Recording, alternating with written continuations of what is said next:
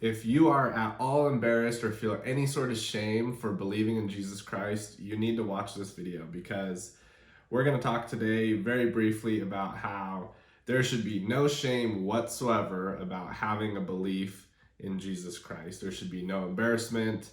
You should be bold about your beliefs. So I was reading my Bible. Acts chapter 5, verse 41 says, "And they," meaning Peter and John, "departed from the presence of the council, rejoicing that they were counted worthy to suffer shame for his name." A little context is that Peter and John, the apostles of Jesus Christ, are arrested.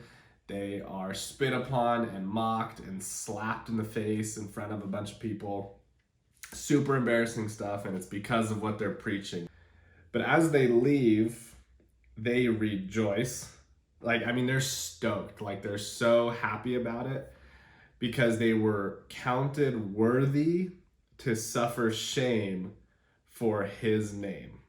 Oh, that's so cool. That's so cool that they see it, their perspective on suffering on behalf of Christ's gospel is we're worthy. Oh my gosh, Jesus Christ thinks we're worthy. Okay, let's go. That's such a crazy perspective, but it's because they knew what that meant. They knew that Jesus Christ has suffered infinitely more than anyone who has ever lived for us. And so their little, however long that was of suffering, of being arrested and being spit upon and being hit in the face, that little instance was just like a bonding between them and Jesus Christ. They're now have this slight little thing in common where Christ is letting them suffer on behalf of his name because he suffered for them. That's so cool. I think it's so easy to feel shame, to feel embarrassed, especially if your faith maybe isn't very strong in Jesus Christ. If you are newer to Christianity, or your faith, maybe isn't quite, you don't have years of a witness of God's existence, whatever the reason, that's okay, but there shouldn't be any shame for what you believe in. If you're afraid of your beliefs in God, if you are hiding the fact that you believe in God, you shouldn't, because even if people are going to make fun of you, even if people are going to say you're an idiot or whatever, you should see it as okay, I'm worthy to suffer for his name. And it's such a small price to pay for the blessings that he has for us. He's gonna make it all worth it. I've been made fun of for my beliefs before. I think everybody who is a serious Christian and is devoted to a certain faith is going to run into some opposition. You're going to run into people who have opposing viewpoints, and that's fine.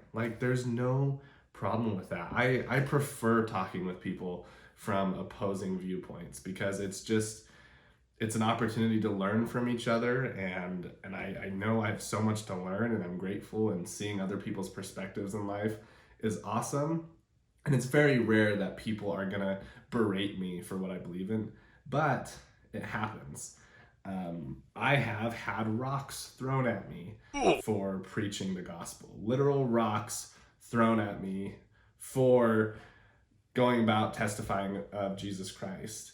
And in the moment, I just remember thinking of these scriptures and being hey, that's cool. Dang, we must be doing something right if people are willing to try and hurt us. And I know that seems a little twisted, but we learn right here from two apostles of Jesus Christ that if you are suffering for Jesus Christ by being bold in testimony, you're probably on the right path. It's important to be bold. Don't be overbearing. Don't be annoying. Don't shove the gospel down people's throats. You can invite people to listen. You can invite people to hear what you have to say. Everything I do here is just an invitation. People don't have to watch. People don't have to listen. A lot of people don't watch and a lot of people don't listen. And that's fine, because I'm just talking. I'm just having a good time. If you're overbearing and people start berating you, it's probably less because of what you're saying and more because you're just being annoying. So don't be annoying about the gospel. Like, you can have these beliefs and you can be bold when it calls for it, but just be like natural about it. Don't shy away. Don't deny Christ. If people ask if you believe, don't give like a, yeah, I was like raised this way. What, like, if you believe, say it. Like, yeah, I believe in Jesus Christ. And again, those instances where that conversation may happen are probably very rare, but it's a witness to Christ. Like, if you're gonna be put in a situation as somebody who truly believes in God, and then you're with people and people ask you if you believe, and you just kind of give like this half-hearted, like, oh, well, I was raised Catholic and, I like go to church during Christmas. So like kind of, but because you want to seem like not committed to something, lame. That is stupid. That is dumb in my opinion. So don't do that. Be worthy to be one who Christ trusts you to suffer for him. He doesn't need it, but it's just like showing God our devotion to him. Take the high road. Be like how when he was on the cross and he just forgive them. They don't know what they're doing. They don't understand any of this, so I'm not going to hold it against them. It's the same way. When people make fun of us and berate us, I like to think they just don't fully have the perspective or the understanding that the gospel can bring. And so you like berating them back, you doing it back to them, it like, don't do that. that doesn't help. Like I'm a big soccer fan, and when like fouls are given or yellow cards or red cards are given and the players like scream at the ref, it doesn't do anything. Like nothing's gonna change by you screaming at the person.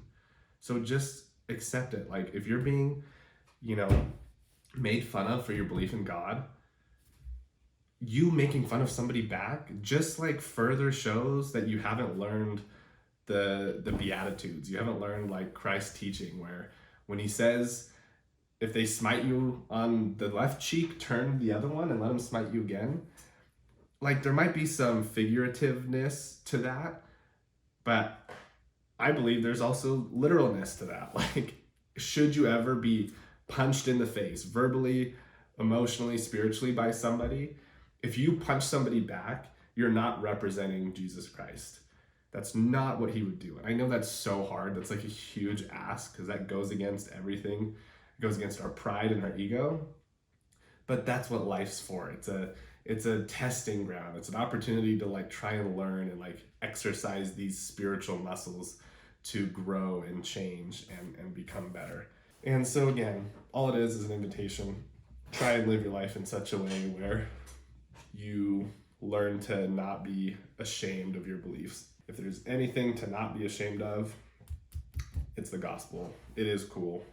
And yeah, thanks for watching. Later.